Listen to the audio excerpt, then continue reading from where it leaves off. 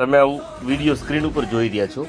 આ છે ઉત્તરાખંડના એક દલિત યુવાનનો કારનામા, અને આને ઉજાગર કરવામાં આ જે કાંઈ યુવાનની જે કાંઈ મહેનત રહી એના આજે આખી દુનિયા પ્રશંસા કરી રહી છે.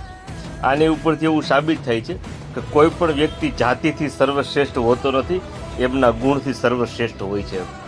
અમે વર્ષોથી આ કહેતા આવીએ છીએ કે જો કદાચ એકલવ્યનો અંગૂઠો ન કાપ્યો હોત ને તો આજે કદાચ અર્જુન કરતાં પણ શ્રેષ્ઠ બાણાવલી હોત. એમ તમે અવારનવાર અંગૂઠા કાપતા આવ્યા છો, અને ટેલેન્ટ રહ્યું ને માના ઉદરમાં જ હોય છે.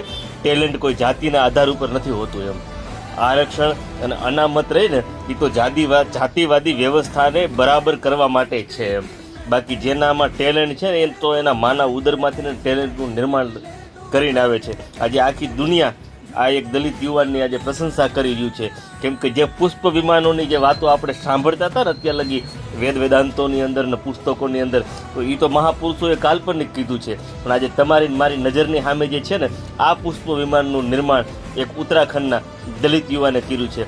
તેમને લાખ લાખ સેલ્યુટ છે, તેમના માતા પિતાને પણ સેલ્યુટ છે.